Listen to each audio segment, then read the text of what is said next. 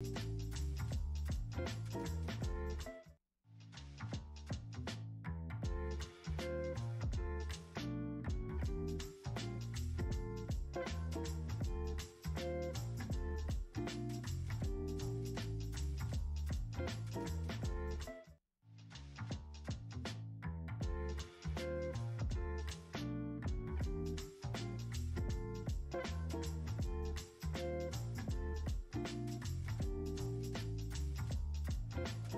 ne marche? Ah si, ça marche. Super. Bonjour à toutes et à tous. Merci beaucoup d'être venus aussi nombreux et nombreuses pour cette session sur la biodiversité. Donc, je me présente, je m'appelle Stécie Algrin, j'ai 24 ans, je suis toujours étudiante, mais si je suis ici avec vous, c'est parce que j'ai fondé une association qui s'appelle Penser l'après.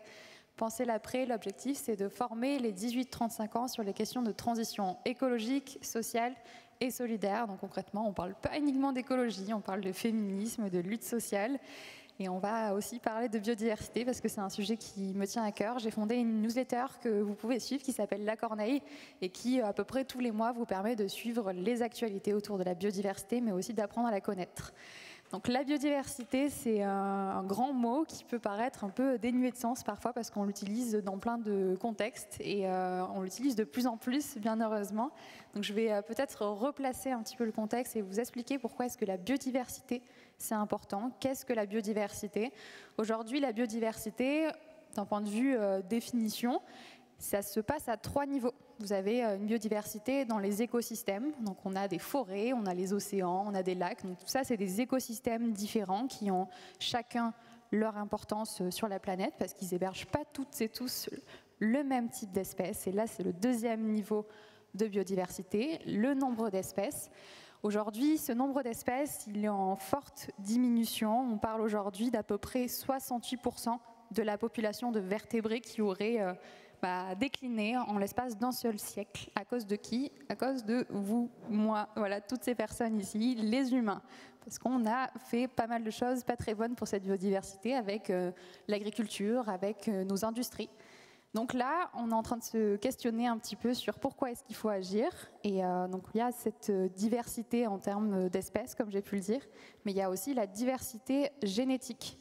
Si vous regardez les chats, quand vous vous promenez dans Paris, il y a des chats qui sont tigrés, il y en a qui ont des petites écailles de tortue, etc. Donc ça, c'est une diversité génétique. Vous n'allez pas en retrouver un seul qui est identique. Et voilà, ça c'est un des enjeux également avec la biodiversité. C'est faire en sorte qu'on conserve un patrimoine génétique le plus large possible parce que plus on a d'individus différents et plus ils seront résilients face aux crises. Aujourd'hui, si on a plein d'humains différents, ça veut dire que potentiellement il y a des personnes parmi nous qui pourront résister au coronavirus et qui pourront nous transmettre leurs gènes pour qu'on puisse à notre tour s'en inspirer. C'est exactement la même chose dans les écosystèmes, dans la nature, et c'est voilà, un petit peu l'enjeu avec cette biodiversité, il faut la protéger. Aujourd'hui, ce qu'on va voir, c'est en quel point cette biodiversité, elle nécessite notre préservation. À quel point aujourd'hui c'est le temps de l'action, c'est plus le temps des débats. On a l'UICN qui va démarrer ce week-end. Les politiques vont beaucoup parler. Ce qu'il faut leur dire, c'est que c'est super les discours, les débats, mais qu'on a besoin de toutes ces personnes qui sont autour de la table, de vous, pour lancer des actions qui sont concrètes, qui sont sur le terrain, et dépasser ce stade des petits pas. Donc avec nous, on a 5 intervenants qui sont plutôt badass et avec qui je suis fière d'animer cette table ronde. On a Lamia Essemlali, présidente de Sea Shepherd France, qui va peut-être nous dire quelques mots sur son action et sur Sea Shepherd. Allô? Oui, c'est bon. Bonjour à tous. Oui, donc moi je suis présidente de Sea Shepherd, qui est une ONG de défense de l'océan, qui est spécialisée dans la lutte contre le braconnage, la pêche illégale, mais également la surpêche, la pollution. On défend la vie marine sous toutes ses formes. Du krill aux baleines en passant par les requins, les thons et même les concombres de mer, même si ça fait moins parler. Voilà, et c'est vrai qu'on parle beaucoup de climat et on a tendance à oublier que le premier organe de régulation du climat, c'est l'océan et a fortiori, c'est la vie marine. Donc on est très engagé sur la défense de la vie marine en tant que premier producteur de l'oxygène que nous respirons. On doit plus d'une inspiration sur 2 à la vie marine. Et voilà, je ne sais pas, c'est des petites présentations très courtes. C'est déjà bien, on en parlera après encore plus. Voilà. Merci beaucoup Lamia. Ensuite, nous avons également Jean-François Julliard, directeur général de Greenpeace France. On entend beaucoup parler de Greenpeace, mais concrètement, qu'est-ce que vous faites ? Bonjour à toutes et à tous. Greenpeace, concrètement, c'est une organisation de protection de l'environnement, organisation internationale, puisqu'on est présent dans une bonne cinquantaine de pays aujourd'hui. On travaille sur principalement la lutte contre la crise climatique aujourd'hui, contre le dérèglement climatique sous toutes ses formes. Donc ça veut dire la lutte contre la déforestation, la protection des océans également, la transition énergétique avec une sortie des énergies fossiles, la transformation du modèle agricole, et on travaille de plus en plus sur le renforcement des liens entre les sujets environnementaux classiques, historiques, et les questions sociales, les questions de société, les questions de démocratie, parce que pour nous tout ça est très lié, mais j'imagine qu'on va en reparler au cours du débat, donc je m'arrête là. Tout à fait, merci beaucoup. Avec nous, juste ici à ma droite, Chloé Gerbier de Notre Affaire à tous. Bonjour à toutes et à tous. Notre Affaire à tous, c'est une association assez jeune. Elle existe depuis 2015 et elle utilise l'outil du droit sous toutes ses formes, donc droit privé, droit public, pour essayer d'obtenir la justice climatique, environnementale, mais aussi sociale. Donc on va sûrement en reparler aussi, mais on est notamment dans des actions contre des multinationales, mais aussi contre l'État, aux côtés notamment de Greenpeace. Et on va essayer aussi d'imaginer le droit de demain, donc le droit qui protège le vivant de demain, donc les droits de la nature notamment. Merci beaucoup. Ensuite, toujours à ma droite, Jean-François Caron, maire de Los Angeles. Alors pourquoi est-ce que vous êtes avec nous aujourd'hui ?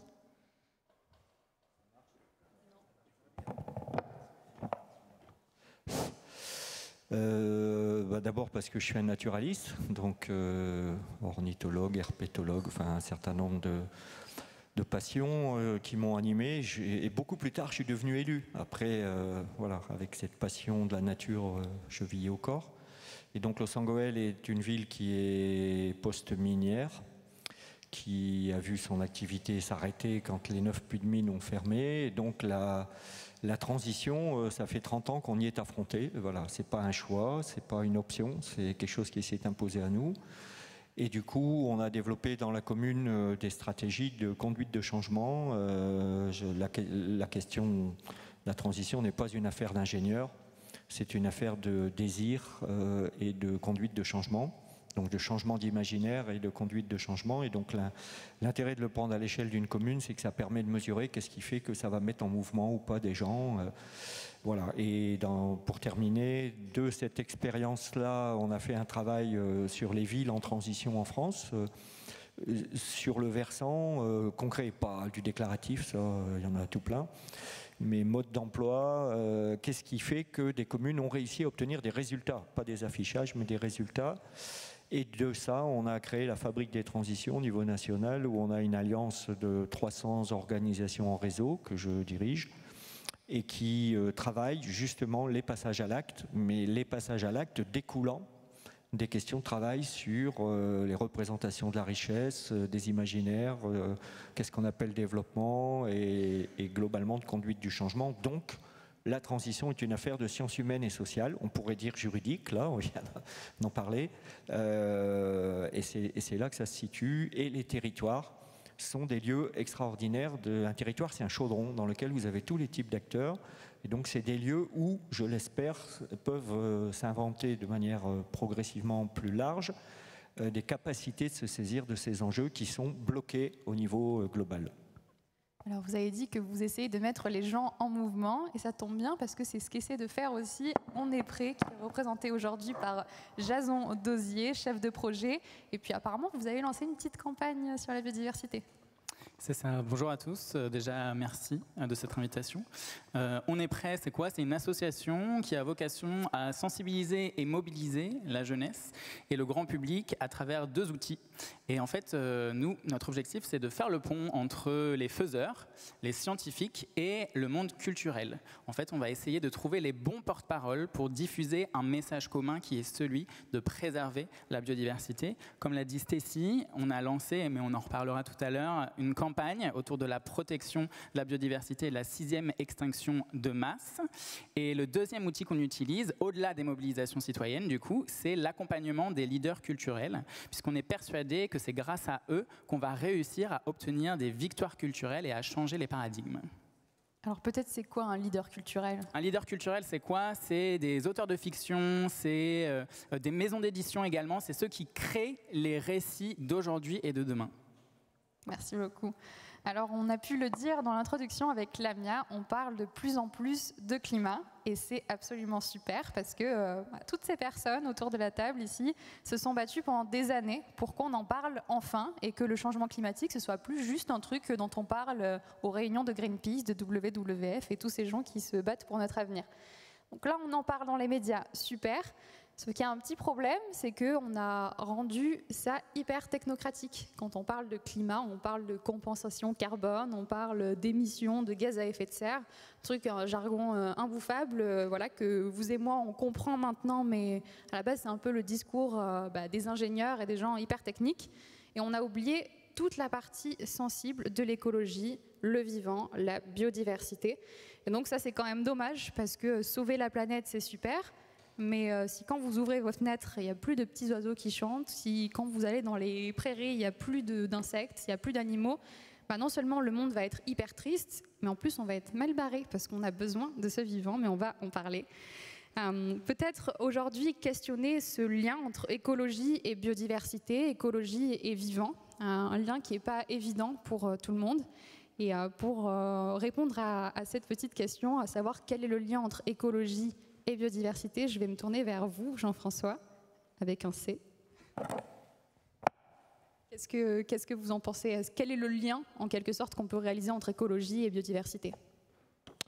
Bon, la vérité, c'est que je savais qu'elle allait me poser cette question-là, vu que ça avait été préparé, et je me suis dit, mais soit on y répond en tant qu'écologue, et il y en a des très très bons, parce qu'il y a des définitions très scientifiques de l'écologie, de la biodiversité, et donc je ne vais pas chercher à faire ça, je ne suis pas calibré.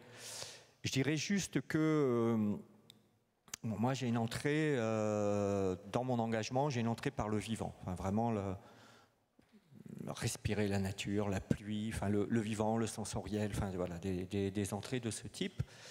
Et ça m'a amené à regarder la société et le monde autrement à partir de ce prisme-là. Et c'est comme ça que je suis devenu écolo. C'est par la nature et la biodiversité, parce que l'écologie, c'est... alors là, je ne vais pas reprendre les grands cours d'écologie, il y en a sûrement ici qui ont bac plus 18 là-dedans, mais c'est les interactions entre le monde vivant et les milieux, enfin et tout ça donne des écosystèmes. Vous voyez, du coup, je perds le terme précis des milieux qui nous accueillent. L'écologie, c'est l'analyse de tout ça. Donc la terre, les montagnes, tout ça, ça existe. La question du vivant est la part la plus variable là-dedans, si on peut dire. Donc l'écologie a forcément au cœur de son schéma de pensée la question du monde vivant comme étant absolument centrale. C'est dans sa définition scientifique même. Bon. Donc moi, entrant par la question de la nature et de la biodiversité, me posant la question des interactions, en plus dans un territoire où la nature a été prodigieusement malmenée, ça m'a amené à raisonner en écosystème. Et ça, avant même d'avoir un propos politique. Ça m'a amené à raisonner en écosystème et ça m'a toujours intéressé de comprendre comment se construisaient ces types de réactions. Et à la fois comment ça se détruisait, mais il se trouve que bon, moi j'ai publié pas mal sur les terris, la faune, la flore des terris, donc je suis rentré sur des écosystèmes qui se reconstituent. Et où donc du coup j'étais complètement dans cette idée que ça se détruit, mais ça peut se renaturer, sauf bien sûr quand des espèces sont disparues, là c'est mort. Bon. Donc ça, dans mon propre logiciel personnel politique, ça a été absolument central, l'entrée par la biodiversité. Et effectivement, aujourd'hui encore en tant que maire, la chose qui m'intéresse le plus dans les résultats dans ma ville, à un moment donné, c'est à la fois comment on évite les exclusions, parce qu'on a beaucoup de gens en grande difficulté, et c'est la question du retour de la nature. Si sur ces deux sujets-là, je n'ai pas de résultats en tant que maire, c'est qu'il y a quelque chose qui ne va pas, quoi, fondamentalement. Donc du coup, on a développé beaucoup de choses. Je ne sais pas si on y reviendra après ou si j'en dis deux mots là, mais peut-être pour terminer sur cette introduction, si on parle après des choses plus concrètes, mais avec du coup des grilles de lecture, parce que je suis devenu un peu quand même expert sur ces questions-là, avec d'un côté toute une série d'approches techniques, rationnelles. Alors d'ailleurs un jour, il y a un chercheur, Bruno Villalba, qui est chercheur en sciences politiques, qui faisait un travail sur comment les institutions se saisissaient de la biodiversité. Il avait pris 15 mairies, et nous on était la 14e. Et alors il me demande, moi je commence à lui raconter comment par exemple on organise des sorties la nuit pour aller observer les crapauds, et donc je pars dans un délire sur la sexualité des crapauds que vous devez connaître. Elle est absolument torride, puisque un crapaud, voilà, c'est l'amplexus, hein, il monte sur la femelle, il la serre dans ses pattes et il fait onk, et sauf que, donc c'est torride, sauf que par un mécanisme qu'on a du mal à comprendre, les crapauds peuvent s'empiler à 3 ou 4 sans aucune chance de fécondation, évidemment.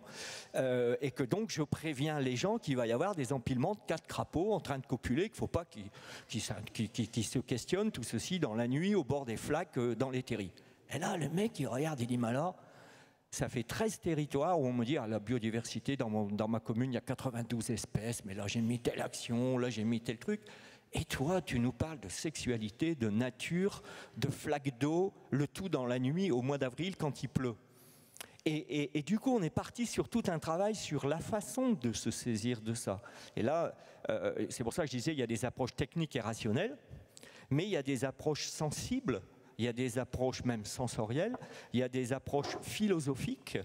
Et du coup, ce que je veux dire pour terminer cette intervention, c'est que on peut la réduire, on peut la ramener en équation, mais avant tout, c'est la vie, la biodiversité. Et qu'elle soit ordinaire, enfin, être capable de s'arrêter devant une araignée au milieu de sa toile et de la regarder pendant 10 minutes est aussi important que de s'occuper du jaguar qui disparaît en Amérique du Sud. Et voilà, moi je suis pétri de ces questions-là et de comment ça peut nourrir les politiques publiques, comment ça peut nourrir le vivre ensemble, alors qu'a priori ça paraît très loin. Alors là j'ai 1000 actions, hein, vous devez vous douter que depuis 20 ans qu'on laboure le sujet, on en a développé, mais je m'arrêterai là. On y reviendra après. Merci beaucoup. On va passer de la copulation des crapauds à un sujet... Oui, ça va me rester une belle anecdote. Quelque chose qui régit nos vies et la façon de vivre ensemble, c'est le droit. Ça paraît un peu plus froid, mais c'est tout aussi important quand même. Oui, je suis un peu triste de passer juste après les crapauds. J'ai l'impression d'être parfaitement ennuyeuse. Néanmoins, j'avais la question aussi.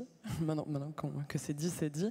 Mais j'avais pas la réponse. Et pourtant, je pense qu'au sein du droit, on va rentrer pareillement de différentes façons vers le vivant, et on va traiter le vivant de différentes façons. Et notamment, on a cette façon déconnectée de le traiter qui arrive assez souvent, et notamment à l'échelle internationale.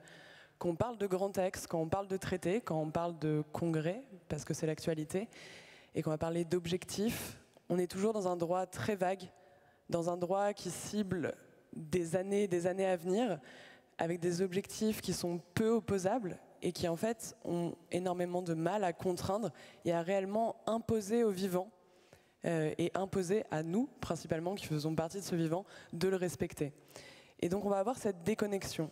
Et en fait, quand on va passer à notre échelle nationale, en droit interne, on va rentrer dans une technicité qui est assez horrible. On parle de dérogation, de code, d'articles, de L, de R, vachement moins sexy que les accords de Paris et que les crapauds. Mais on va en fait toucher aux espèces. On va lister ces espèces, souvent en latin, c'est pas top, mais on va réussir en fait à toucher le sujet du droit. Le problème principal étant que, autant au droit international, on a peu d'opposabilité, autant le droit de l'environnement aujourd'hui, en droit interne, il est encore très faible. C'est un droit de déroger. Un exemple tout simple, à l'article L411-1 du Code de l'environnement, on a la protection des espèces protégées. À l'article L411-2 du Code de l'environnement, on a le droit d'y déroger. Et comment obtenir cette dérogation? pour pouvoir porter atteinte à un oiseau protégé, un insecte protégé, peu importe. Donc on est toujours dans ce droit de dérogation. Et je pense que, en fait, quand on rentre par le droit, on a avant tout une énorme frustration de voir que, en effet, comme tu le disais, le droit structure nos sociétés et structure notre rapport les uns entre les autres, aux institutions publiques, aux acteurs privés. Mais en fait, il structure encore très mal et bien trop peu notre rapport au vivant. Et donc c'est là où en fait on a énormément de choses à creuser, dont je pense qu'on parlera un peu mieux après. Et en droit, j'étais assez stupéfaite la dernière fois de voir qu'il y avait un droit de détruire des espèces.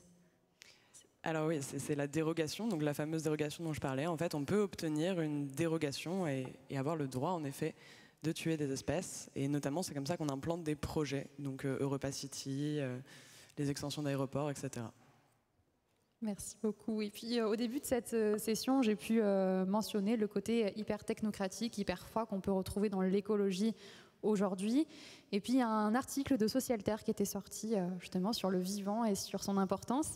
Et il y avait une phrase qui était assez choquante, assez marquante, où il disait « C'est un peu comme si à vouloir protéger la planète, nous avions oublié de nous intéresser aux vivants qui l'habitent ». C'est assez, je pense, marquant et assez évocateur un peu quand on parle d'écologie aujourd'hui.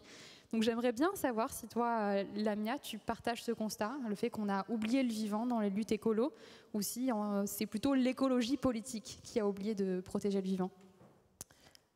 Alors pour le coup, ouais, ça me permet de rebondir sur une actualité vraiment très chaude qui le fait qu'aujourd'hui, au niveau de Sea Shepherd, on a déposé une plainte contre justement 59 dérogations de destruction d'espèces protégées dans le cadre d'un projet de construction d'éoliennes en mer dans la baie de Saint-Brieuc, dans les Côtes d'Armor. Donc 62 éoliennes de plus de 200 mètres de haut qui doivent être construites dans la baie qui abrite la première réserve naturelle de Bretagne et les 2 sites de nidification les plus importants de métropole avec des dizaines et des dizaines d'espèces dont de nombreuses sont protégées, dont certaines sont en danger critique d'extinction, dont notamment le puffin des Baléares pour lequel la France a été obligée de mettre en place un plan national d'action. Ce qui est très intéressant dans ce dossier, c'est que justement, en fait, on est dans une problématique où on se dit que, au prétexte de lutter contre le changement climatique, on va sacrifier la biodiversité. On a oublié la biodiversité. Et ça revient un peu à ce que je disais tout à l'heure, que le premier organe de régulation du climat, c'est l'océan, c'est la vie marine. Et en aucune façon, on ne peut justifier de lutter contre le changement climatique si ça se fait au détriment de la biodiversité. C'est très compliqué d'aborder ce sujet-là aussi parce que depuis des années, on nous dépeint les éoliennes un peu comme le symbole de la transition énergétique, presque une solution miracle qui va nous permettre de répondre à nos besoins en énergie. On aborde encore trop peu souvent la question fondamentale de la sobriété énergétique. Quand on voit tout le gaspillage en électricité qui est fait aujourd'hui, on continue quand même à avoir des vitrines de magasins qui sont allumées toute la nuit. C'est un exemple parmi tant d'autres. Et donc, sur cette question-là, ce qui a été assez, comment dire, perturbant, c'est de voir que la seule voie d'opposition à ces projets, finalement, ça a été surtout les pêcheurs. Et les pêcheurs ne sont pas forcément très audibles du grand public parce que la première chose qu'on leur oppose, c'est bon, bah, vous êtes en train de défendre votre précaré, votre activité de pêche. Et en fait, donc, nous, on a commencé à creuser un peu ce dossier-là. On a commencé à nous dire, même dans les gens qui nous soutiennent, comment est-ce que vous pouvez oser critiquer un projet de construction éolienne alors qu'on est justement dans l'urgence de sortir du nucléaire, de lutter contre le changement climatique, etc. Et en fait, on se rend compte que le dossier il est beaucoup plus complexe que ça et qu'on a autorisé les promoteurs éoliens à faire des destructions d'habitats naturels et d'espèces protégées qui n'auraient jamais été accordées à n'importe quel autre promoteur. Pourquoi ? Parce qu'il y a cet alibi, entre guillemets, de lutter contre le changement climatique. Alors je ne suis pas en train de dire qu'il faut jeter à la poubelle toutes les éoliennes et que c'est une mauvaise idée. Ça, c'est un autre débat. Nous, ce qui nous importe en tant qu'ONG de défense de l'océan et de protection de la biodiversité, c'est que jamais un projet d'usine électrique ne soit autorisé dans des zones de biodiversité et à richesse écologique inestimables, tout en présentant ça au grand public comme un moindre mal ou comme un incontournable. Il y a un dossier très important que je recommande, que je conseille à tout le monde de lire. Alors, il est un peu indigeste parce qu'il est très long. C'est un dossier qui a été fait par le Conseil national pour la protection de la nature. Donc nous, on a préparé un condensé pour que ce soit accessible au grand public parce que tout le monde doit lire ce dossier. Ce dossier, en fait, quand vous le lisez, vous tombez de votre chaise parce que le Conseil national pour la protection de la nature, qui est rattaché au ministère de la Transition écologique, écrit noir sur blanc que les projets éoliens tels qu'ils ont été autorisés en France à l'heure actuelle, il y en a 7 entre la Manche-Mer du Nord et la façade atlantique, vont mettre à terre un siècle d'efforts de protection du littoral maritime et que les oiseaux marins n'y survivront pas. Ils n'y survivront pas parce que ces projets sont mis bout à bout en fait, sur des parcours de migration d'oiseaux marins et de mammifères marins.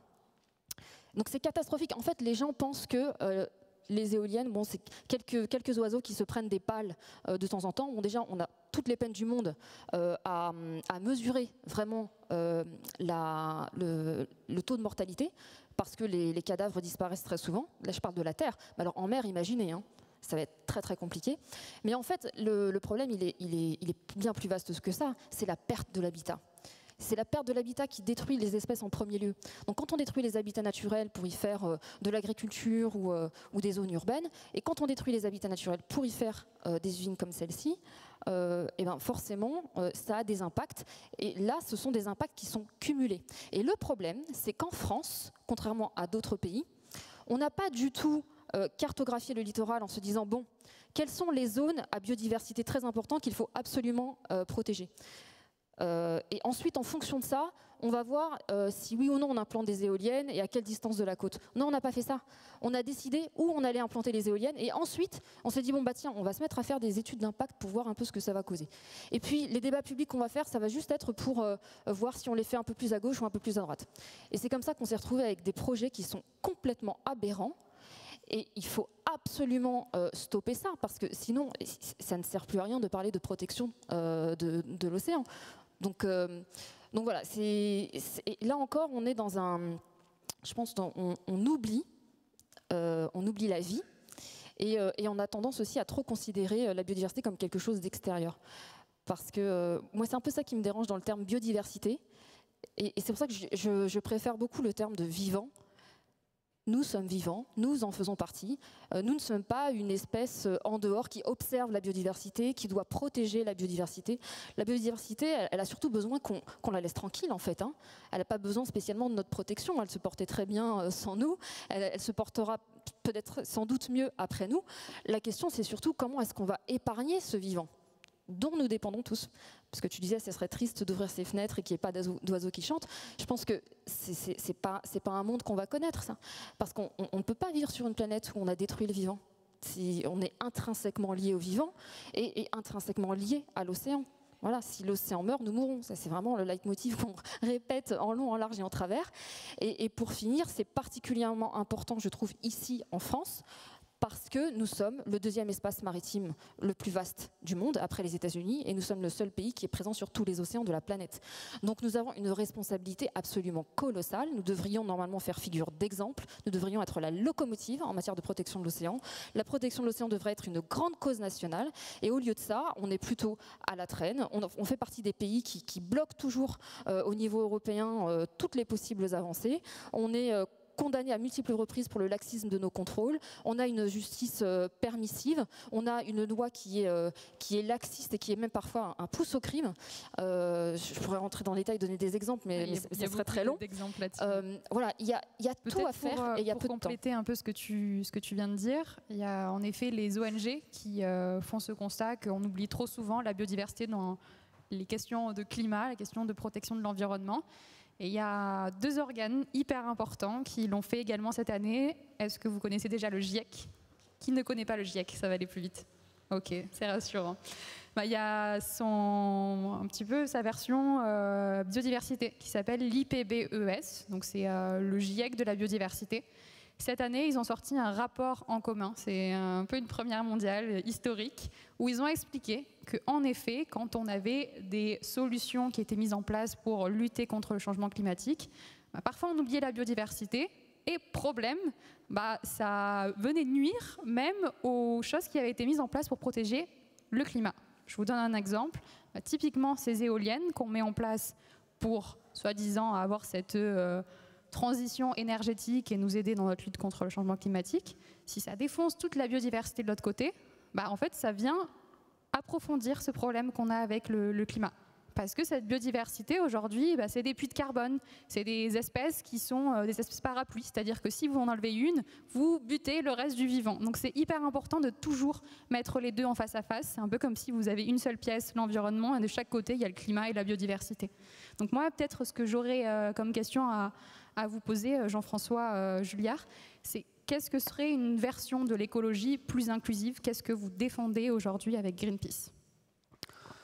Nous, depuis toujours, depuis la fondation de Greenpeace, on a essayé de dénoncer l'emprise de l'humain sur le vivant, justement, parce que les toutes premières expéditions, les toutes premières missions de Greenpeace étaient là-dessus, et d'essayer de rappeler ce qui vient d'être dit déjà, donc j'essayais pas de nous répéter, mais de rappeler que nous sommes tous connectés les uns aux autres, et pas uniquement entre humains, mais aussi aux vivants et à toutes les espèces. Enfin, on a toutes et tous besoin de tout le monde. Et c'est vrai qu'aujourd'hui, il faut, pour nous, avoir une approche globale et inclusive, et surtout essayer d'éviter d'opposer justement la lutte contre le dérèglement climatique et la protection de la biodiversité, parce que les deux combats doivent être menés de front, parce que les deux combats sont intimement liés. C'est-à-dire que si on n'arrive pas à enrayer la crise climatique, de toute façon la biodiversité n'existera plus parce qu'elle va en souffrir, et on a besoin de protéger la biodiversité pour lutter contre le dérèglement climatique. Tout ça est extrêmement lié, donc il faut arriver à concilier tout ça et à trouver des solutions qui soient bonnes pour les deux. Donc, mais on voit bien à travers ce que vient de dire Lamia que c'est compliqué, parce que nous on est une organisation qui allons plutôt défendre la transition énergétique vers les énergies renouvelables et notamment à soutenir l'éolien, mais on voit bien que dans l'éolien il y a des bons et des mauvais projets, il y a des projets utiles et des projets néfastes, comme dans toute d'ailleurs source d'énergie. Alors attention à pas tomber dans un truc qui soit anti-éolien, parce qu'en plus il y a tout un débat politique qui est en train de se monter à l'approche de la présidentielle autour de ça. Il y a aussi de bons projets éoliens, y compris en France, mais c'est sûr que en aucun cas, et je répète ce que tu viens de dire Lamia, en aucun cas la lutte contre le dérèglement climatique doit se faire sur le dos de la biodiversité, ça c'est certain.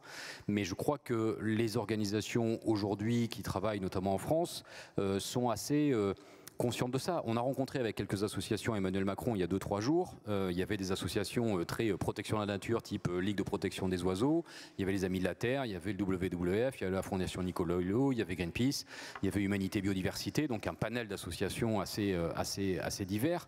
Et le constat largement partagé de toutes ces associations qui étaient là, c'était qu'aujourd'hui, le gouvernement français n'en fait pas assez pour lutter pour la biodiversité. Mais quand on se voit pour discuter, enfin on se voit pas souvent avec Emmanuel Macron, mais les rares fois où on a pu se voir pour discuter du climat, le constat était à peu près le même. C'est-à-dire qu'aujourd'hui, on se retrouve dans un gouvernement qui promet beaucoup, qui fait beaucoup de beaux discours et qui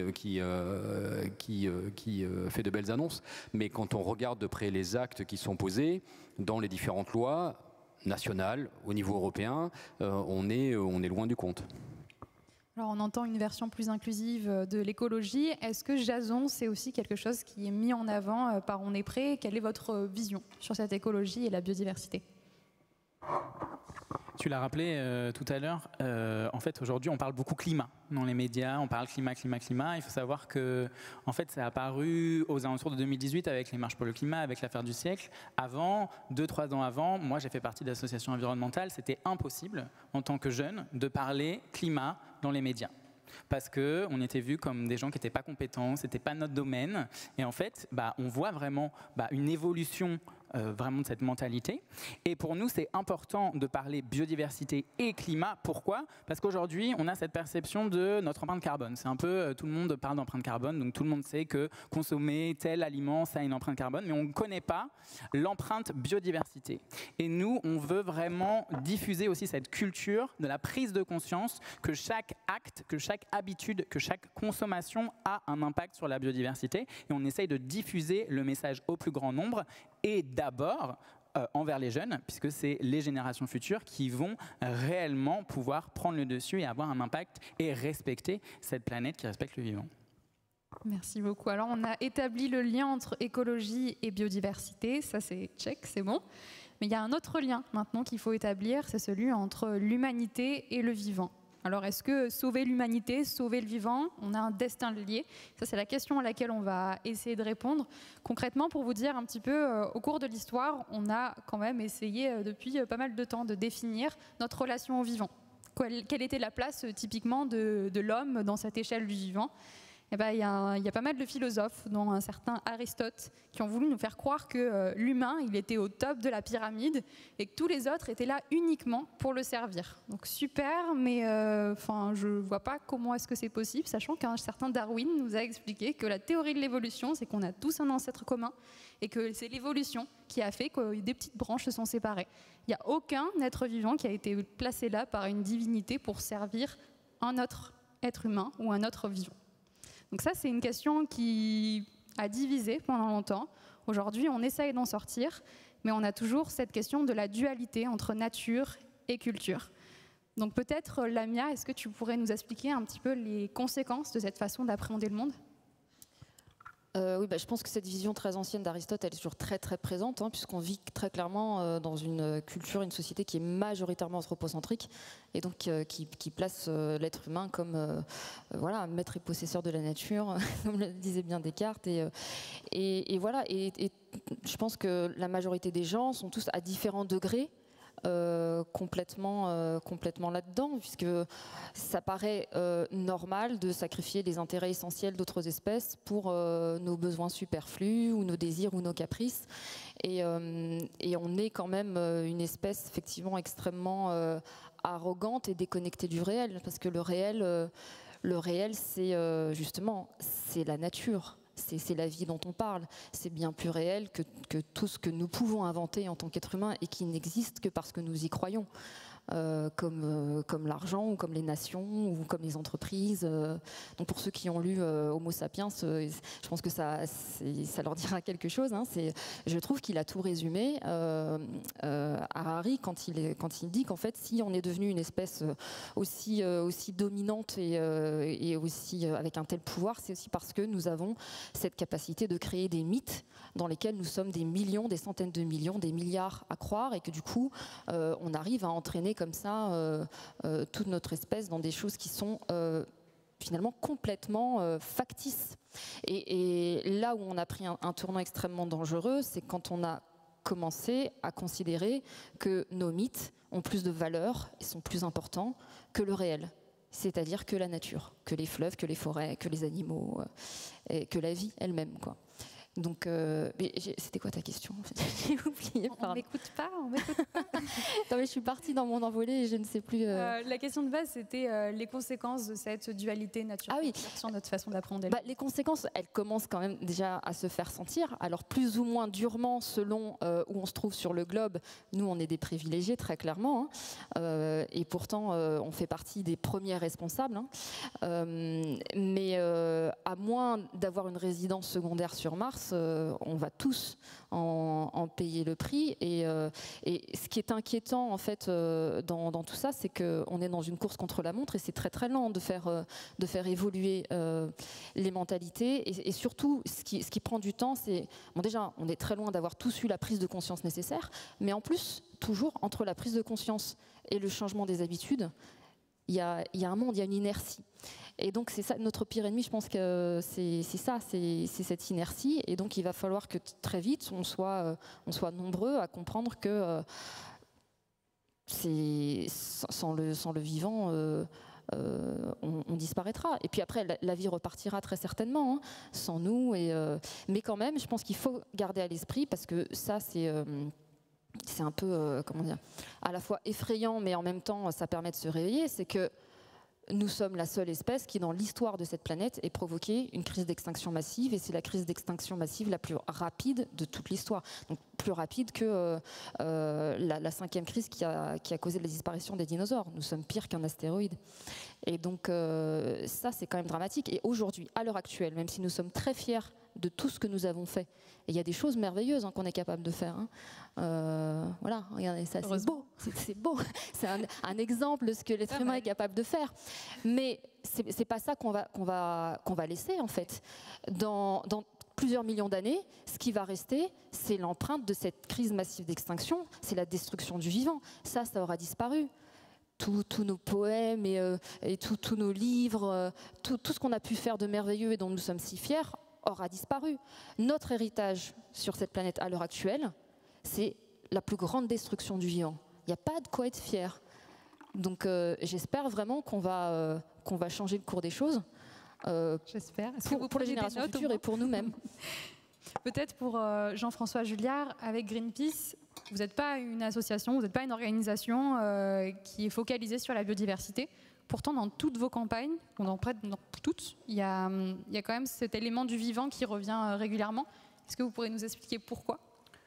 Oui, parce que, comme je le disais tout à l'heure, parce que tout est connecté et que si on ne protège pas le vivant, on ne peut pas se protéger soi-même, on ne peut pas protéger l'humanité non plus. C'est vrai que Greenpeace, dans sa création, c'était un regroupement entre des militants écolos, des militants pacifistes qui s'opposaient à la guerre du Vietnam. Donc il y avait déjà une approche très humaine. Et la première expédition de Greenpeace a été pour s'opposer à des essais nucléaires menés par l'armée américaine. Donc déjà pour essayer d'empêcher l'action humaine sur le vivant.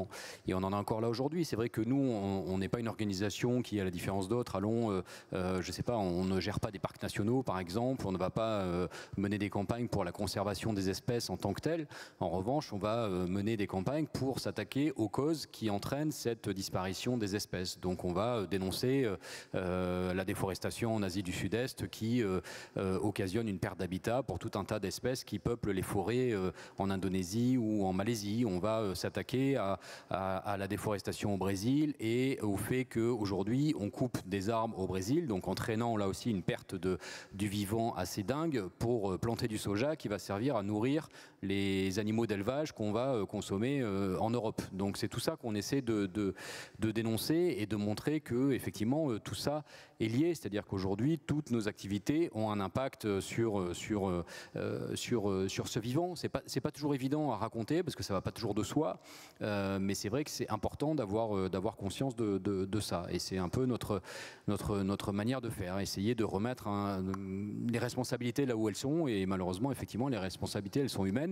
Alors, c'est pas un tableau tout noir non plus, parce que quand on dit que les responsabilités sont humaines, ça veut dire qu'on a aussi les solutions entre les mains. En tout cas, on devrait être capable de mettre en œuvre les solutions. Ce n'est malheureusement pas ce qui se passe quand on voit les différents rapports et expertises qui sortent et qui sont publiés. Mais malgré tout, ça reste quelque chose porteur d'espoir de se dire que si on arrivait à faire fonctionner autrement nos sociétés, si on arrivait à transformer nos modèles économiques, si on arrivait à transformer nos modes de production, nos modèles de consommation, nos modes de vie tout simplement, si on arrivait à changer la manière avec laquelle on vit, eh bien peut-être qu'on pourrait si ce n'est faire disparaître, en tout cas diminuer de manière assez forte et drastique notre emprise justement sur ce vivant. Merci beaucoup. Peut-être on a eu l'avis donc de deux personnes représentant des ONG. Moi, j'aimerais bien avoir l'avis de Jean-François Caron, d'un maire, d'un élu. Quelle est votre vision sur cette opposition qu'on fait trop souvent entre nous, humains, et les non-humains, les vivants? Qu'est-ce que ça vous évoque? Je ne sais pas si j'ai grand-chose à rajouter à ce qui a été dit. Enfin, on est une des parties prenantes de la vie sur Terre, et sauf qu'on a effectivement un impact absolument considérable. Et du coup, j'en profite pour tirer un petit peu le fil de... on a impacté la biodiversité. Est-ce qu'on peut la reconquérir et est-ce qu'on peut s'en servir comme... non pas une variable d'ajustement, mais un objectif quasiment. Alors du coup, je dézoome un peu, mais la difficulté dans laquelle on est, c'est qu'on a un modèle de développement, en gros, qui a démarré à peu près, enfin je ne sais pas si c'est 14e, 15e, 16e siècle, je ne suis pas assez compétent, mais les grandes découvertes, l'explosion de la puissance de feu de l'homme, la chimie, la révolution industrielle. Moi je suis bien placé, je viens d'un territoire qui s'est complètement transformé avec l'arrivée du charbon. On va sur la Lune, comme ça a été dit, ou sur Mars. Et donc, l'homme a basculé dans l'hubris, dans la démesure.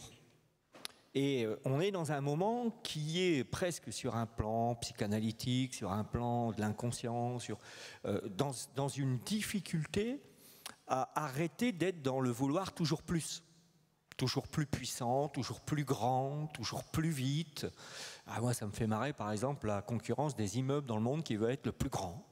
Voilà. Ou la bagnole qui fait le kilomètre en démarrage à zéro le plus rapide. Et donc on est dans un problème d'addiction. Et je ne sais pas, même ici, si quelqu'un peut dire ici, moi je ne suis pas victime d'addiction. Je prends souvent cet exemple, moi je fais du sport beaucoup. À chaque fois qu'il apparaît un nouveau type de vélo, je meurs d'envie de l'acheter, quoi. C'est bien. C'est pas bien. C'est des ressources. C'est pas bien. C'est pas bien. Le vélo chez Decathlon, et donc j'essaye de me soigner, je l'achète pas. Ok, très bien. Bon, je l'achète pas, il y a pire. Non mais je donne ça pour illustrer, parce que moi j'essaye de parler du côté sociétal, de ma position de maire et de regarder comment on fait pour emmener collectivement, parce qu'on a déjà sa propre conscience à travailler, mais pour emmener. Bon, et c'est vachement compliqué quand je roule à vélo et que mes potes, ils ont les vélos carbone qui roulent du feu de Dieu et que je rame pour essayer de les suivre. Je caricature, bien sûr. Mais donc, on a tous des addictions.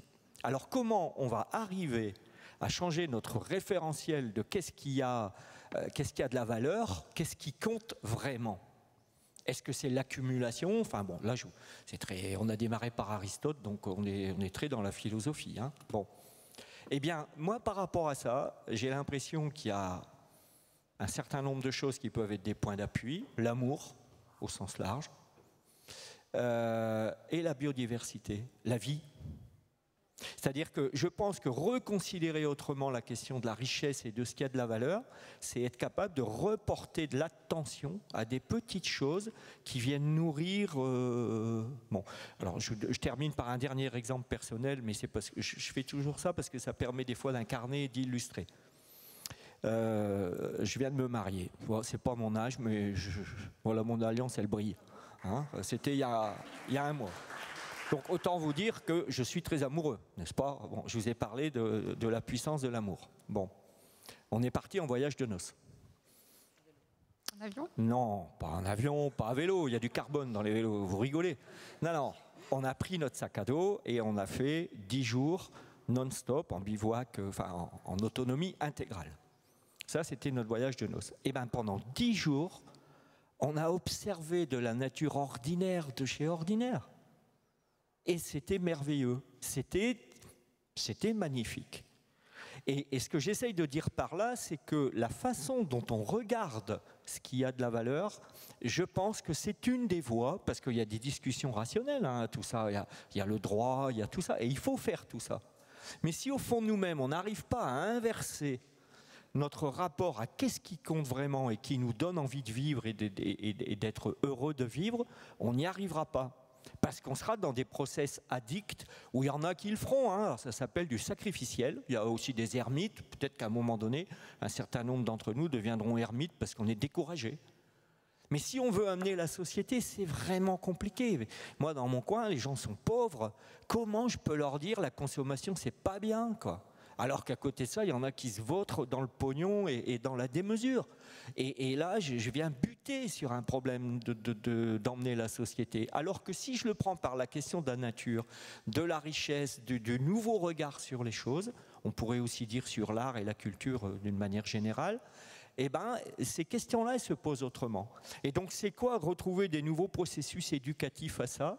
Ben, c'est un des sujets intéressants. Donc, il faut être sur tous les fronts du combat, de la lutte, plutôt des éoliennes là, enfin, tout ça, il faut le faire.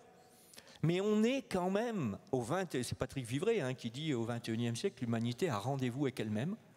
Est-ce qu'on va être capable de changer notre référentiel de ce qu'est le développement, enfin la richesse, et si on n'arrive pas à faire ça avec une entrée avec le cœur et avec une entrée philosophique, on va continuer à faire tout ce qu'on fait, mais avec des vents contraires monstrueux, parce qu'en plus le modèle, il déroule par ces 4x3, une super bagnole en disant achetez ça, vous serez ça, Lisbonne 30 € sur un week-end, que sais-je, enfin, des trucs comme ça, quoi. Et c'est dur à lutter contre ça. Je pense que c'est top parce qu'on est en train d'avoir le sujet de la table ronde de l'année prochaine. Comment abolir le capitalisme. C'est génial, merci beaucoup. Donc l'année prochaine, vous aurez une table ronde sur la fin du capitalisme. Mais avant ça, on va parler de droit parce que c'est important encore. Parce que ça permet de protéger pas mal de choses. Donc est-ce que on peut constater, voir quelques évolutions, en tout cas pour la protection de l'environnement, du vivant dans le droit? Oui et non. Malheureusement, la réponse n'est pas super positive et je ne vais pas vous vendre des changements qui n'ont pas lieu. Moi, je me reconnaissais beaucoup dans ce que disait Lamia, c'est-à-dire qu'en fait, on a un mythe et clairement, en fait, le droit, c'est aussi la structure de ce mythe. C'est ce qui le maintient en place. Ce sont les règles, en fait, qui permettent que ce droit continue à être tel qu'il est et que ce mythe tienne debout. Et notamment, peut-être juste pour refaire un petit crochet par les fameuses dérogations espèces protégées, ce qu'on a peut-être oublié de dire tout à l'heure, c'est que le principal motif pour donner une dérogation espèce protégée, c'est-à-dire pour donner le droit de supprimer, déplacer, déranger une espèce protégée, c'est l'intérêt public majeur. L'intérêt public majeur, il n'est pas particulièrement défini dans le droit. Donc ça se définit petit à petit par la jurisprudence, en fait, par finalement la société dans laquelle est jugé l'intérêt public majeur. Et en fait, c'est ça qui fait peur. Et là aussi, on retrouve tout à fait la notion du référentiel. Parce que l'intérêt public majeur, c'est notre référentiel. Et en fait, tant qu'on pensera que faire un décathlon, un Auchan, une route, des éoliennes, en fait, peut permettre et justifier la destruction d'espèces, que l'intérêt public majeur, donc c'est ce centre commercial, c'est cette extension d'aéroport face aux vivants, et ben en fait, on n'y arrivera pas. Et c'est ce qu'on voit aujourd'hui. Et je dirais que sur le droit concret, les évolutions, elles sont terriblement dures à obtenir. Et je pense que Jean-François me détrompera pas quand on dit qu'on a lutté pendant un an là, sur la loi climat. Alors, c'est pas sujet biodiversité, car évidemment, il n'en était pas fait mention à l'intérieur. Mais en fait, on a réussi à rien. On en a passé, enfin, ou très peu. Pas rien, mais très peu. Alors qu'on y a passé des centaines et des centaines d'heures. En fait, obtenir des changements en droit, c'est horriblement long dans le mythe et dans le référentiel dans lequel on est aujourd'hui. Et on a du mal à se battre là-dessus. Et en même temps, il y a une seconde partie de réponse qui est un peu plus positive. Il y a aussi le droit qu'on construit au quotidien dans notre lutte. Donc je vous parlais de jurisprudence tout à l'heure. La jurisprudence, ce n'est pas les textes, c'est les décisions de justice. Et c'est la manière dont le juge va interpréter un texte. Et le juge, en fait, il est comme vous et moi, enfin, c'est-à-dire qu'il vit dans cette société. Et on voit que petit à petit, les décisions interprètent les textes de manière de plus en plus ambitieuse. On a quand même eu une décision en début d'année dernière du Conseil constitutionnel qui déclarait l'environnement et la protection de la biodiversité comme patrimoine commun de tous les hommes. C'est pas n'importe quoi, on a quelque chose qui commence à s'amorcer. On a aussi dit qu'on ne pouvait pas obtenir une dérogation espèce protégée sous le simple prétexte de créer de l'emploi. Il fallait plus que ça, il nous fallait plus, que c'était pas d'intérêt public majeur juste de créer une centaine d'emplois et que c'était pas pour ça qu'on devait zigouiller des oiseaux. Et donc en fait c'est cette société, c'est nos combats, et je pense qu'on pourra aussi en parler avec la décision récente sur l'AMED et l'huile de palme, mais petit à petit, avec les actions, avec les revendications, avec aussi tout ce qui est fait en termes de militantisme, on obtient des décisions et on obtient des avancées de plus en plus ambitieuses. Et je pense aussi, évidemment, qu'il y a le droit qu'on invente et le droit qu'on construit. Et on le voit partout sur les territoires. On a entendu parler du fleuve Tavignano en Corse, où un collectif essaye de trouver des droits, d'écrire les droits de ce fleuve. On a aussi l'appel pour les droits du Rhône. On a eu le Parlement de la Loire. En fait, des personnes comme vous et moi se lèvent en fait, pour demander des droits et un droit nouveau. Et là, d'une manière ou d'une autre, on modifie ce rapport au vivant et en fait on modifie le droit parce que le droit n'est rien d'autre que la structure de notre société et donc c'est nous d'une certaine façon. Et pour obtenir les victoires définitives, celles qu'on a encore du mal à obtenir, il faut d'abord passer ce pas-là et il faut d'abord que nous on réinvente le droit et qu'on se batte pour qu'il bouge. Alors à ce stade de la conférence, normalement vous êtes un petit peu partagé entre l'envie de vous décourager et de tout abandonner ou de rejoindre Sea Shepherd pour sauver les océans. Et ça tombe bien puisqu'on va passer à la partie action. Donc comment est-ce que de la société civile aux décideurs, on peut arriver à créer une société qui protège le vivant. Donc vous et moi, mais aussi tous ceux qui nous ont précédés sur cette planète. Donc le vivant, les espèces animales sur Terre, en mer, dans le ciel, partout, on veut tous les sauver. Donc moi peut-être ma question pour vous, Jean-François Julliard, c'est déjà pour commencer, est-ce qu'on a toutes et tous le même rôle à jouer dans cette lutte ? Non, on n'a pas toutes et tous le même rôle à jouer. En revanche, on a tous un rôle à jouer. Et c'est certain que il faut continuer de se battre. C'est uniquement en continuant de se battre qu'on obtiendra des avancées. On vient de parler du droit. C'est vrai que c'est difficile, mais je pense qu'on est en train de poser aujourd'hui les premières pierres d'un droit nouveau, de droits nouveaux. On parle depuis des années de droit de l'environnement. On se met à parler de droit de la nature, de droit climatique. On voit bien qu'on est en train de construire quelque chose. Et c'est vrai que ça ne paye pas encore. On n'a pas les fameuses victoires définitives, totales qu'on aimerait emporter. Mais malgré tout, on pose les pierres de quelque chose qu'on est en train de construire et qui va compter, j'en suis sûr. En revanche, c'est vrai qu'on n'a pas toutes et tous les mêmes rôles parce qu'on n'a pas toutes et tous les mêmes responsabilités non plus. C'est vrai que nous, en tout cas à Greenpeace, on essaie de ne pas se poser en donneur de leçons ou en organisation moraliste auprès des citoyennes et des citoyens en disant vous devez faire ceci, vous devez faire cela, vous devez faire des choses, ça c'est sûr. Je pense qu'aujourd'hui plus personne n'a d'excuses pour ne rien faire, ça c'est clair. En revanche, on est aussi attaché aux libertés individuelles et c'est à vous de trouver votre voie, c'est à vous de voir dans quel domaine vous souhaitez vous engager plus que d'autres.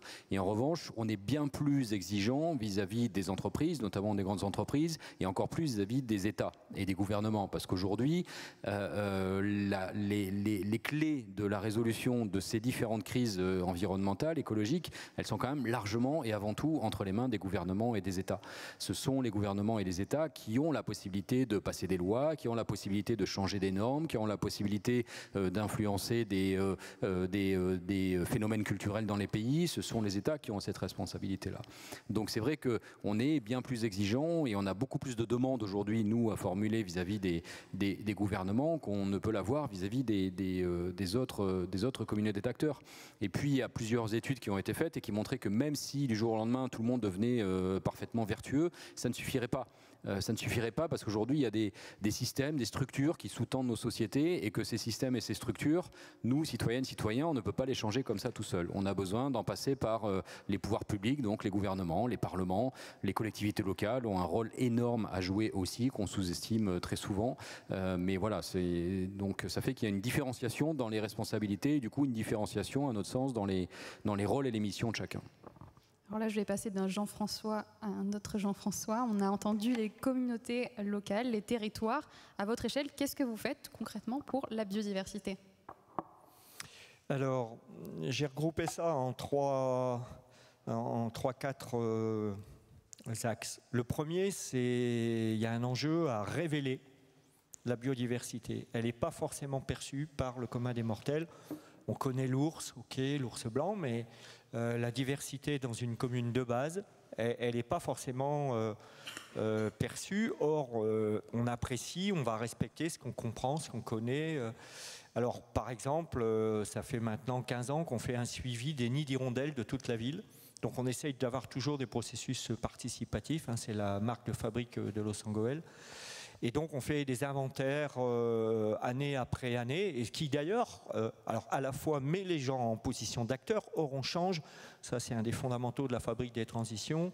Là on fait une conférence, admettons qu'on soit bouleversant pour vous, mais demain ça ne change pas grand-chose. Vous allez avoir une émotion, mais voilà. Ce qui fait qu'on change, c'est quand on est dans l'action. Du point de vue neurologique, c'est quand on est dans l'action que se mettent en place des mécanismes de transformation de nos attitudes. Et donc, on essaye, nous, de tout mettre en processus impliquant les habitants. Donc, l'inventaire d'hirondelles, c'est intéressant parce que ça les fait rentrer dans un processus action. Ça permet de publier que, année après année, d'ailleurs, depuis 2 ans, pour la première fois, on n'a plus d'hirondelles de fenêtre. Donc là, on est vraiment dans la biodiversité ordinaire, si on peut dire. Et du coup, ça permet de tirer toute une question sur pourquoi on ne voit plus d'hirondelles au-dessus des champs et qu'on voit les hirondelles au-dessus de la ville. Parce que dans la ville, on a fait le zéro phyto, donc on recoupe avec une action qu'on met depuis 15 ans, mais qui n'est pas si simple parce que les mauvaises herbes, c'est sale. Hein, comme disent les ouvriers des services techniques quand les gens vont les engueuler, alors ils le disent en patois, hein, les gens disent vous coupez plus les herbes, chez Schmer. Schmer il veut plus qu'on coupe les herbes. Alors les gens disent le maire veut plus qu'on coupe les herbes, c'est sale, hein, voilà. Et c'est comme ça qu'on lutte au quotidien, parce que du coup il y a toute une série de mécanismes qui s'enclenchent derrière ça. Donc l'inventaire d'hirondelles, c'est intéressant du point de vue à multiples égards. La sortie des amphibiens, je vous l'ai raconté, c'est un exemple parmi des tas d'autres. Hein. Découvrir des dortoirs de busards en hiver, quand il gèle, c'est changer complètement le regard sur une plaine agricole. Bon, c'est le suivi du pic vert. On a fait 15 km de trame verte dans la ville et comme on a créé un CPI, enfin on a un CPIE, on fait un suivi scientifique. On équipe, on a fait ça sur les fauvettes grisettes et quelques autres espèces, et on a un suivi précis où on démontre que les corridors biologiques qui rentrent dans la ville permettent l'arrivée de nouvelles espèces qui rentrent dans la ville, et ça me permet à une cérémonie des vœux de dire que ça y est, le pic vert est revenu en ville. Et que 2 ans plus tard, un type m'arrête sur la place du marché et dit « Monsieur le maire, vous savez quoi? J'ai vu un pic vert. » Quand quelqu'un vous dit ça, c'est que dans sa tête, il y a tout un processus et il est heureux d'avoir vu le pic, et c'est le signe qu'il y a quelque chose, un processus positif, parce qu'on a besoin de se raccrocher à du positif dans nos affaires. Donc, bon, alors ça, c'est sur le côté révélé. Peut-être juste pour compléter là-dessus, vous avez parlé d'inventaire, et je voudrais donner une autre piste d'action en tant que citoyen. Vous avez ce qu'on appelle les sciences participatives. Donc si vous avez un jardin, même une petite jardinière sur votre balcon, vous pouvez suivre des espèces, typiquement les papillons, les pollinisateurs, les escargots. Et les scientifiques ont besoin absolument de ces informations pour pouvoir comprendre ce qui arrive à notre biodiversité. Donc allez-y, il y a Viginature par exemple qui fait ça, donc n'hésitez pas. Alors, bon, un, la révéler, deux, la vivre. J'en ai donné quelques types d'exemples. Je ne vais pas trop détailler parce que c'est peut-être moins immédiatement opérationnel. Mais je vais surtout donner, juste lister, parce que sinon on ne s'en sortirait pas, hein, mais de comment on lutte contre les atteintes et comment on favorise des process de reconquête, de renaturation. Parce qu'il y a plein d'endroits où on peut renaturer. Alors, ça va du zéro phyto, je dis, qu'on a depuis très très longtemps. Hein, ça y est, maintenant c'est complètement assimilé quasiment par les habitants. Gestion différenciée de tous nos espaces verts. Et donc avec très très peu d'espace type à tulipes. Ah, si, il y a quelques ronds-points, il y a des tulipes. Mais ça fait partie aussi de la capacité d'emmener les gens. C'est-à-dire que, en gros, si on les plonge dans l'univers du Larzac à Los Angeles, il y a un décalage, quoi. Il y a des repères. Bon, là, on rentre dans les théories de la conduite du changement. Par exemple, on a complètement fait changer les maisons fleuries. Concours des maisons fleuries. Donc les maisons fleuries maintenant, où les illuminations, là c'est sur le réchauffement climatique, ont complètement disparu. Et donc il y a des prix qui sont remis sur des modes de fleurissement qui sont des modes sans pesticides, sans engrais, avec imagination, avec du lierre par exemple, plutôt qu'avoir des maisons super illuminées, comme dans les pays de l'Est. Donc c'est des petits trucs tout simples. Mais pour la personne qui bascule sur sa maison, elle s'est mise en mouvement et elle a enclenché un processus. Bon, on a généralisé les abris insectes, les ateliers nichoirs partout. On a des constructions de lotissements où on a les nichoirs intégrés dans les murs, par exemple, ou sous les tuiles, ça se met dans les cahiers des charges de la construction. On a à peu près, dans 2 ans, on sera à 40% de notre surface agricole utile basculée en bio. Et alors, pour moi qui suis écolo, on passe un deal avec les chasseurs. Biodiversité, hein, bon, mais dans lequel on suit le retour des espèces dans les zones bio, parce qu'on retrouve de la microfaune du sol. Donc on va retrouver de la perdrix. Alors la perdrix, c'est pas une espèce rarissime, mais elle est symbolique. Et donc il y a des processus qui s'enclenchent où c'est les chasseurs qui viennent me défendre, parce qu'avec les agriculteurs, on a réussi à faire bouger les modes agricoles. Alors qu'au départ, écolo et chasseur, c'est la lutte des classes du XXIe siècle, hein, donc c'est pas du tout ça. On a plein d'actions sur des chantiers nature. On a une reconversion de nos friches. On a beaucoup de terris chez nous, et les terris, c'est des zones naturelles merveilleuses. Donc on a plein d'actions, de chantiers, par exemple, de réinstallation de mares. Encore une fois, c'est dans le faire que ça se transforme. Et les enfants qui ont participé à l'élaboration d'une micro-mare et qui vont suivre l'an d'après les pontes de crapauds, eh bien, ces enfants-là, ils seront pas les mêmes, quoi. Alors, on les amène pas sur les amours, c'est ça, encore que, bon, voilà. On arrête. Alors, le diable est dans les détails. Parce que, par exemple, un jour, on arrive à lancer un corridor biologique au-dessus d'une rocade minière. C'était le premier corridor Nord-Pas-de-Calais. À l'époque, j'étais à la région, donc j'avais mobilisé des crédits. J'étais très, très fier. On fait une inauguration. Le président de région devait venir et tout. Arrêter les coupures de milieux naturels. Hein, ça porte un nom, la segmentation des milieux, la fragmentation des milieux. Donc, moi, j'étais super fier. Je vais y courir une semaine avant l'inauguration. Qu'est-ce que je découvre ?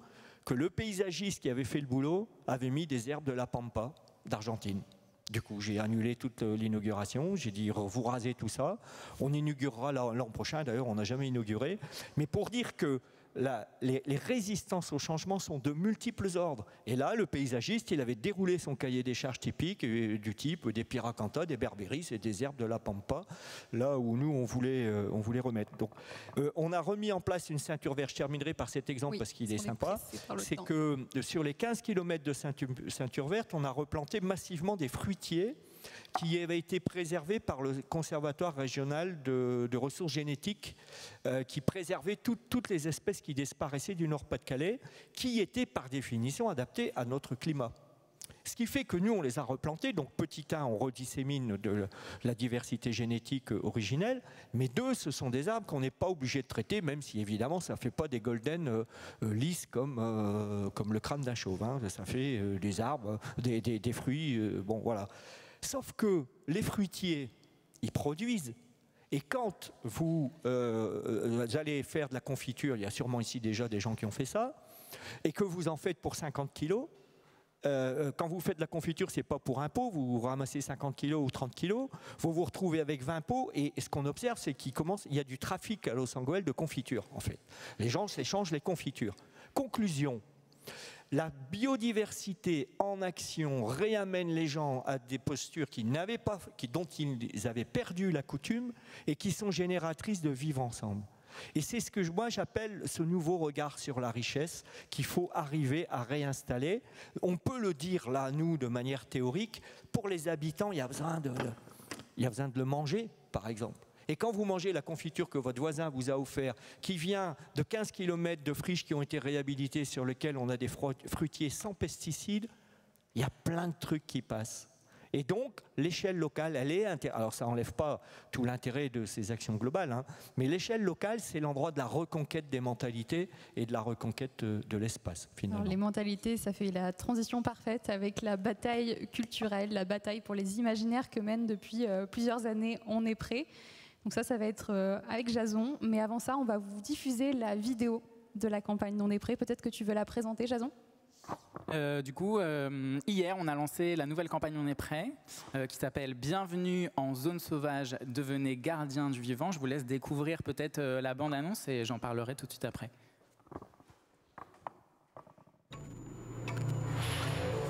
Ça y est, le monde sauvage est à bout. L'espèce qui a pris le dessus, c'est nous. La 6e extinction de masse est enclenchée et galope à une allure encore plus folle que les 5 précédentes. En fait, c'est simple, si on continue comme ça, les prochains sur la liste des disparus, ce sera nous. Alors oui, on connaît l'ours blanc, la girafe ou le rhinocéros traqués par les braconniers dans des pays lointains. Mais plus proche de nous, le vivant souffre aussi. Il se meurt autant. On peut même lancer quelques paris. Qui voguera aux côtés du dernier dauphin? Qui verra la dernière abeille butiner? Et un jour, qui entendra le dernier chant d'oiseaux? Mais il est encore temps. Nous pouvons toutes et tous agir. Partout en France, des associations viennent au secours du monde animal et on a lancé une cagnotte pour financer leurs actions. Aller à leur rencontre nous a permis de mieux comprendre les menaces et de découvrir que des solutions existent. Pour nous, c'est devenu clair, on est de la même famille, celle des vivants. Animal, humain, on a tellement en commun. Non mais vous le savez maintenant, qu'on soit animal ou humain, on est de la même famille. Et pourtant, une espèce, la nôtre, exploite et décime toutes les autres dans des proportions délirantes. Et c'est même devenu criminel pour les générations futures. Alors c'est pour ça qu'avec On est prêt, on vous lance cet appel.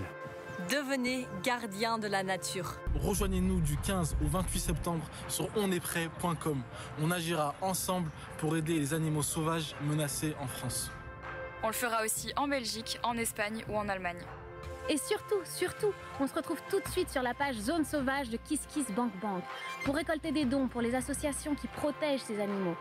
Par exemple, en achetant des terres pour qu'on arrête de détruire leur habitat. Ça reste la cause première de leur disparition. Même modeste, un don c'est un cri pour le vivant, pour le sauvage. Un cri de ralliement pour qu'on devienne toutes et tous des gardiens de la nature. Vous êtes prêts ? Allez-y, lâchez prise. Il était là depuis le début de toute façon, donc laissez l'animal sauvage en vous s'exprimer.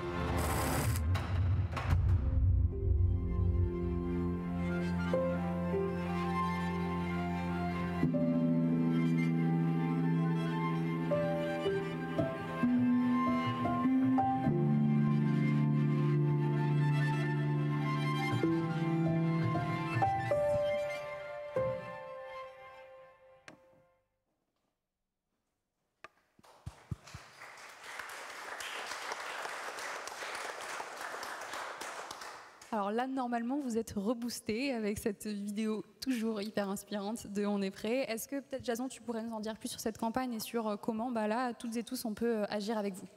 Oui, carrément. Déjà, chez On est prêt, l'objectif, c'est bien sûr d'éduquer. On a dit, la biodiversité, on ne sait pas ce que c'est. Je vais faire un petit test, là, tout de suite. Qui connaît la pipistrelle? La pipistrelle. Ça va, j'ai l'impression moite-moite. La semaine dernière, j'étais dans une salle avec 100 personnes, il y a 10 personnes qui ont levé la main. La pipistrelle, c'est une chauve-souris qu'on retrouve notamment en France. Donc on voit clairement qu'il y a un besoin d'éduquer. Pourquoi? Parce que c'est en apprenant à connaître cette biodiversité, ces animaux sauvages, qu'on va vouloir les protéger. Deuxièmement, il y a un enjeu, et on en a un peu parlé tout à l'heure, c'est l'émerveillement. C'est extrêmement important. Aujourd'hui, on est déconnecté de cette nature, on a passé en plus des mois confinés, et en fait le lien, la reconnexion avec le vivant n'existe plus. On a beaucoup hésité avec le terme d'ailleurs gardien de la nature qui est emprunté à Marine Calmet en se disant voilà, est-ce que c'est honnête? Est-ce que protéger le vivant c'est possible? Non, protéger le vivant c'est pas possible. On peut le laisser tranquille pour qu'il se régénère. C'est tout ce qu'on peut faire. Avec cette campagne, sur un ton, vous l'avez vu, assez joyeux, déculpabilisant. L'objectif d'On est prêt, c'est justement d'utiliser un peu ces nouveaux narratifs, justement, qui vont permettre l'action, de ne pas être tout le temps dans le constat qui va, in fine, provoquer la paralysie, mais vraiment être dans la déculpabilisation et la joie pour provoquer l'action. Et en fait, On est prêt. On a l'habitude, évidemment, de faire des campagnes de mobilisation très pédagogiques avec, vous l'avez vu, des acteurs un peu culturels, créateurs, influenceurs, artistes et autres, et de donner des pistes d'action.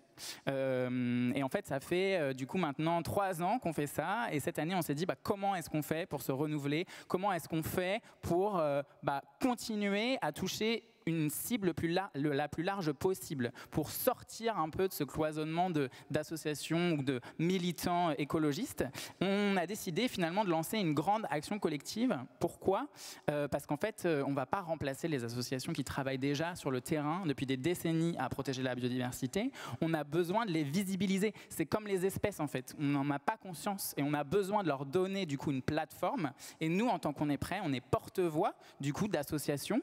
Et à travers cette grosse campagne, vous allez pouvoir notamment racheter des territoires avec l'ASPAS pour permettre le réensauvagement de ces territoires, ou encore aider le Centre Athénas à construire d'autres infrastructures pour pouvoir améliorer en tout cas la prise en considération de tous les animaux blessés qu'il reçoit.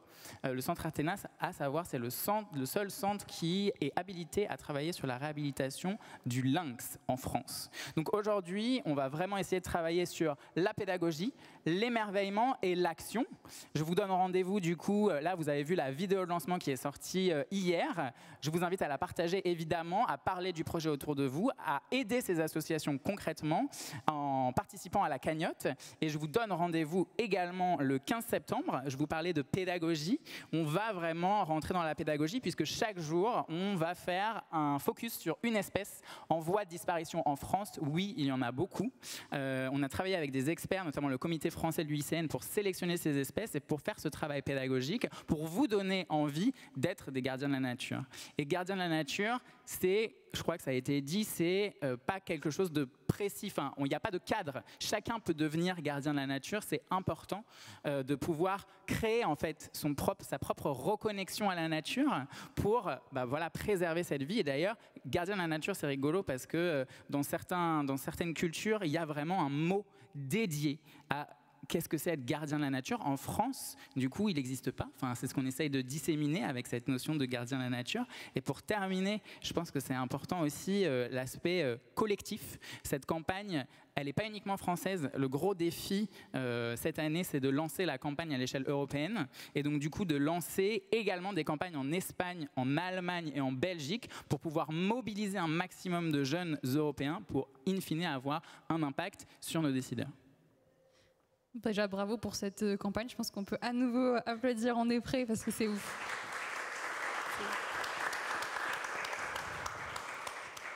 Quand on a préparé cette table ronde, tu m'as dit un truc moi, qui m'a marqué. Tu m'as dit qu'une victoire politique, ça ne pouvait pas suffire et que l'un des combats principaux qu'on avait aujourd'hui à gagner, c'était celui pour la bataille culturelle, donc créer le changement dans notre société de cette manière-là. Est-ce que tu pourrais nous en dire un peu plus ? Oui, carrément. Je crois qu'on a un peu touché le sujet avec ce que Lamia disait sur les mythes. C'est un peu similaire. Une victoire politique, oui, c'est OK, mais si on change pas de paradigme, tout simplement, cette victoire politique, elle ne sera pas appliquée. Donc, on a besoin véritablement de changer le narratif, le mythe qui existe dans la société, cette société capitaliste dont tu parlais, pour pouvoir implémenter des changements. On l'a vu avec l'affaire du siècle, culturellement, ça a été un changement parce que médiatiquement, le climat s'est imposé. Et avec On est prêt, ce qu'on a réussi à faire, avec l'aide des porte-paroles, c'est de rendre le sujet de l'écologie, du climat, cool et accessible à tous. Et c'est ça qui a permis véritablement une transition et du coup d'obtenir une victoire politique. Avec On est prêt, l'idée c'est tout simplement d'accompagner ces fameux leaders culturels dont je parlais tout à l'heure, donc les auteurs de fiction, les maisons d'édition. Pourquoi ?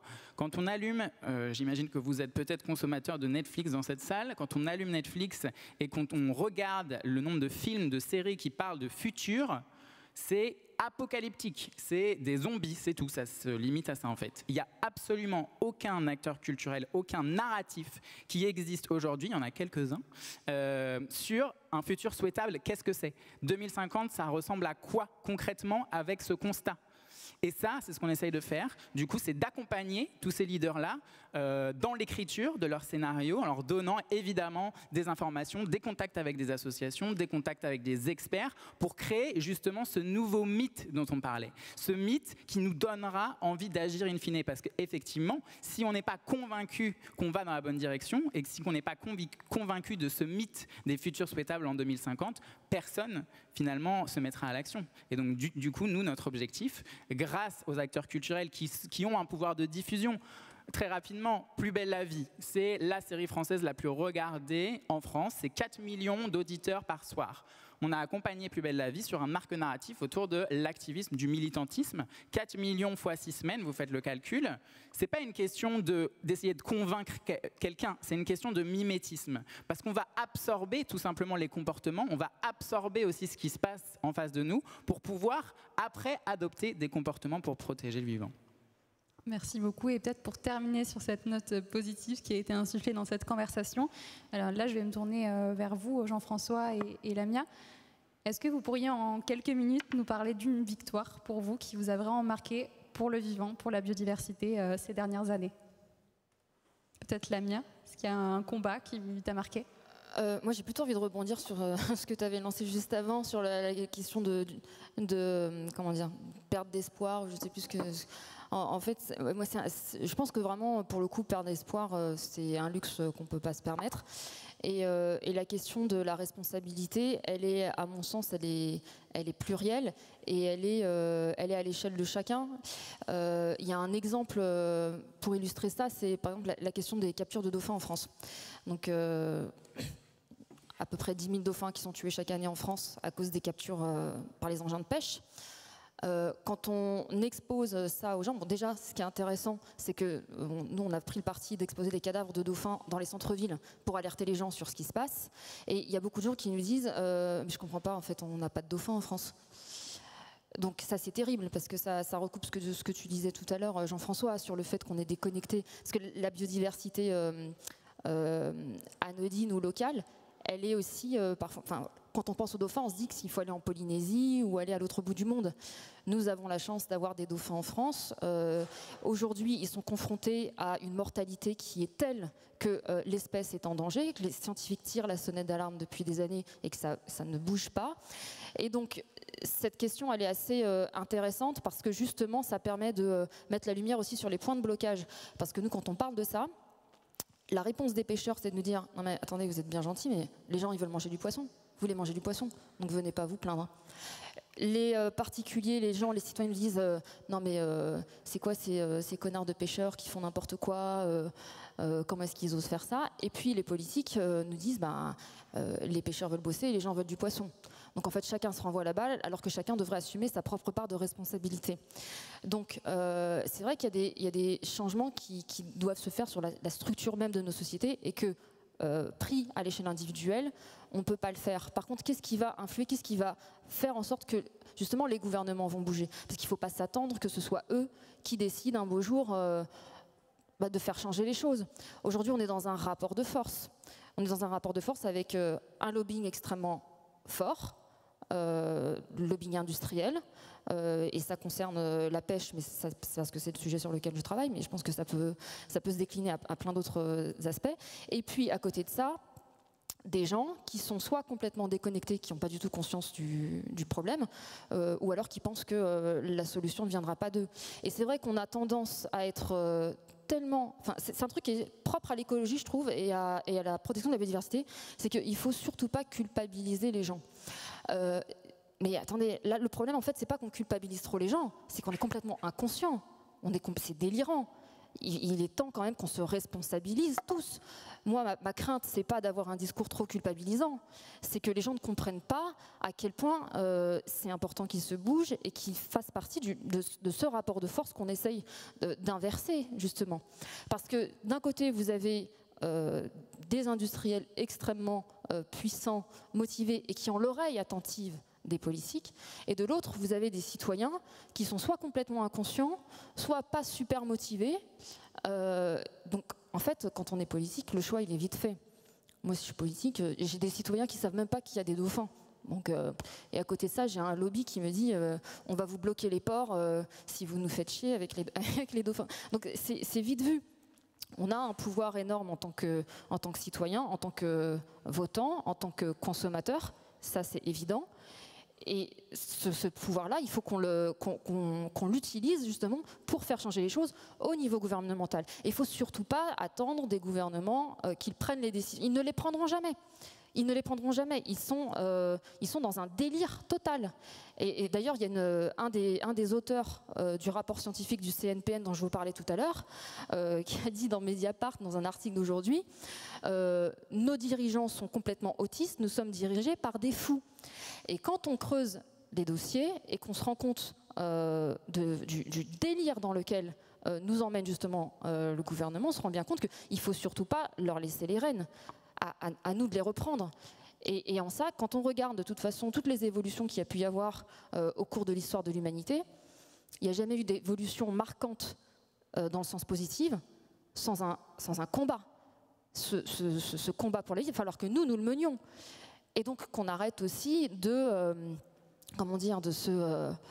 se ménager, de se surménager. Attention, il ne faut pas froisser trop les gens. Non, et c'est pas déprimant. C'est pas déprimant ce que je suis en train de vous dire. Et c'est pas une punition.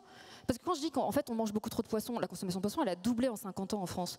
Mais on dira non, là on va pas quand même sombrer dans l'écologie punitive. Hein. Donc le plastique, on veut bien renoncer aux pailles en plastique, par contre renoncer aux poissons, ça c'est hors de question. Pourtant, en fait, la majorité des macro-déchets plastiques dans l'océan, c'est les engins de pêche. Hein. Donc vous pouvez boire avec toutes les pailles en plastique que vous voulez, si vous arrêtez le poisson, c'est très bien, vous avez un bilan positif. Le truc c'est que en fait c'est pas déprimant de prendre de faire des actions qui vont dans le bon sens. Il faut prendre conscience déjà de son impact personnel et surtout, en fait, j'ai envie de dire, sentir qu'on commence soi-même à faire partie de la solution et qu'on arrête de faire partie du problème, qu'on fasse tomber les œillères. Et il n'y a rien de plus effrayant, en fait, finalement, que d'avoir le sentiment qu'on ne peut rien y faire, de sentir de toute façon, on peut vous dire tout ce qu'on veut, on le sait, vous le savez au fond de vous, qu'on va droit dans le mur, que nous sommes tous responsables et qu'il va falloir qu'on regarde la réalité en face et qu'on soit courageux et qu'on fasse ce qu'il faut. Et donc il va falloir revoir nos modes de vie, très clairement, de façon radicale. Et ça ne veut pas dire s'éclairer à la bougie, ça ne veut pas dire être plus malheureux, mais comme tu disais Jean-François, le bonheur il est peut-être ailleurs, il est dans notre rapport différent au vivant, une façon plus sobre de vivre, et voilà, et se sentir utile. Donc peut-être conclure avec Jean-François. Oui, je vais juste répondre à la question que tu avais posée sur une victoire, parce que c'est bien aussi de rappeler qu'il y a des victoires. Moi, celle dont je suis le plus fier récemment, c'est d'avoir réussi à empêcher Total de forer de nouveaux puits de pétrole au large du delta de l'Amazone, dans les eaux brésiliennes, à la frontière des eaux guyanaises. Et en fait, parce que ces projets, parce qu'ils étaient multiples, menaçaient un récif sous-marin dans lequel il y avait des espèces rares de faune et de flore sous-marine et même des espèces inconnues. Et si c'est intéressant de raconter ça, c'est non seulement on est plutôt content et fier d'avoir pu empêcher ce projet-là, mais surtout parce qu'il montre que On a réussi à le faire parce qu'il y a eu à un moment donné une conjugaison de tactiques utilisées, de méthodes d'action employées qui ont fait que ça a bien fonctionné. C'est-à-dire que c'est à la fois de l'exploration scientifique, parce qu'on a envoyé des bateaux là-bas avec des scientifiques qui ont pu plonger pour constater effectivement qu'il y avait des espèces rares et même des espèces inconnues, donc avec toute la magie que peut avoir effectivement la découverte de nouvelles espèces ou le fait de constater que des espèces rares sont présentes dans cet endroit-là. La force des images, parce que les scientifiques qui plongent, c'est aussi des images qui font le tour du monde parce qu'on montre ce qui se passe sous la mer à cet endroit-là. Et puis c'est une conjugaison aussi de mobilisation citoyenne avec des personnes qui se sont mobilisées en France, au Brésil et dans d'autres pays